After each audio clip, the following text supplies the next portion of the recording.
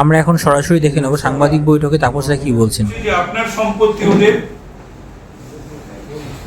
অধিকার, সেটা তো হতে পারে না। চাকরি করা ব্যক্তিদের ভবিষ্যৎটা কি? নিজেদের সন্তানের ভবিষ্যৎ, তাদের ভবিষ্যৎ লুকিয়ে আছে তাদের ফিক্সড ডিপোজিটে। কংগ্রেস সেটার উপরও নজর রেখে সার্ভে করবে এবং কবজা করে নেবে। কংগ্রেস আপনার পৈতৃক সম্পত্তি এবং বাড়িঘর যা আছে তার সবকিছু নিয়ে নেবে। এই কথাগুলো কিন্তু আমার কথা নয়, আমি বলছি না। এই কথাগুলি কংগ্রেসের সংকল্প পত্রে লেখা আছে। কংগ্রেস নিজেদের ম্যানিফেস্টোতে এটাও বলেছে যে এই দেশে বহু সংখ্যকদের কোনো জায়গা নেই। ভাববার বিষয়, কি চাইছে ওরা? কংগ্রেস বলেছে যে এটি দেখা হবে যে দেশের সংখ্যালঘুদের শিক্ষা, স্বাস্থ্য, রোজগার এবং তাদের সাংস্কৃতিক বিকাশের জন্য বহু সংখ্যকদের সম্পত্তি নিয়ে নেওয়া হবে। অদ্ভুত একটা শ্রেণীর মানুষের জন্য, একটা ধর্মাবলম্বী মানুষের জন্য, সংখ্যালঘুদের জন্য তাদের শিক্ষা, তাদের স্বাস্থ্য, তাদের রোজগার এবং তাদের সাংস্কৃতিক বিকাশের জন্য আমাদের বিষয় সম্পত্তি, টাকা পয়সা সেগুলো নিয়ে নেওয়া। প্রধানমন্ত্রী বা প্রাক্তন অর্থমন্ত্রী সেই সময় তো তিনি এই উপদেশ দিতেন, যেখানে সরকারের উচিত মানুষের আর্থিক সামর্থ্য বাড়ানো, এটাই সরকারের কাজ। সেখানে কংগ্রেস মানুষের অর্থই চুরি করে নিত। রাহুল গান্ধী জাতি গণনার মাধ্যমে আবাস যোজনার বাড়িগুলোকে, খুব সিরিয়াস পয়েন্ট, একটা বিশেষ ধর্মের ব্যক্তিদের দিয়ে দিতে চায়। রাহুল গান্ধীজি এটাও চায় যে সেই সংস্থাগুলি ধর্মের ভিত্তিতে, যে সংস্থাগুলি ধর্মের ভিত্তিতে চাকরি দেবে না তাদের শাস্তি হবে, দণ্ডিত করা হবে।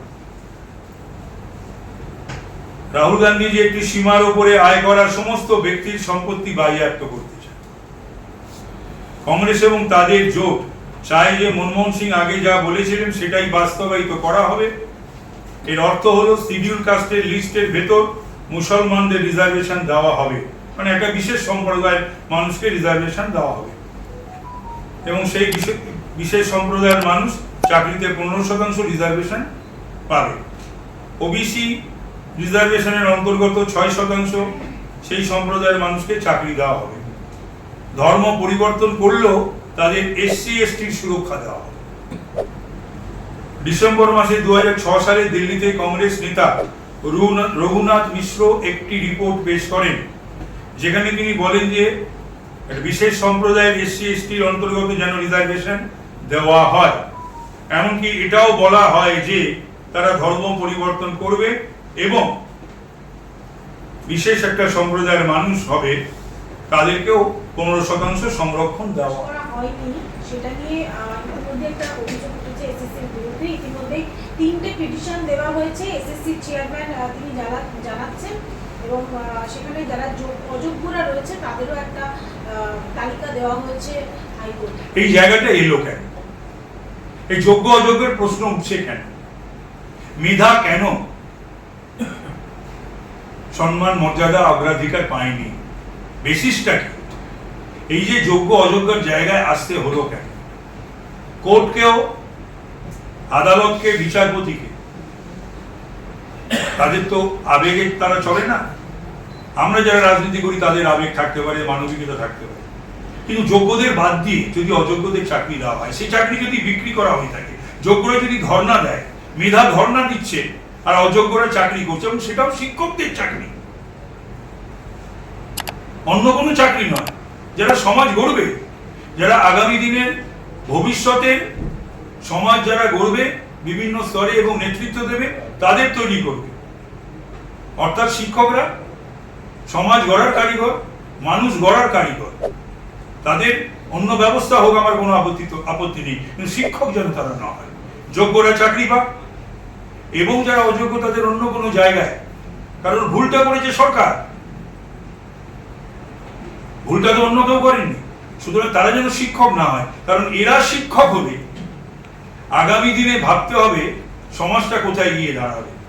এরা যদি শিক্ষক হয় তাহলে আগামী দিনে কোন ধরনের মানুষ তৈরি হবে, কারণ এরাই তো আগামী দিনের is, IPS, WBCS, engineer, doctors, scientist, teachers, professors, political executives. এটা কিন্তু আমি স্পষ্ট ভাষায় বলতে চাই যে সর্বনাশ যে ক্ষতি করে দিয়ে গেছে এই সরকার বা দিয়ে গেল, তার কোনো ক্ষমা নেই, কোনো তুলনাও নেই।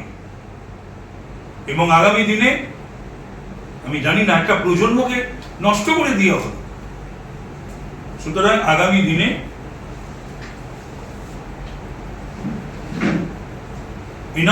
enormous loss has already been done,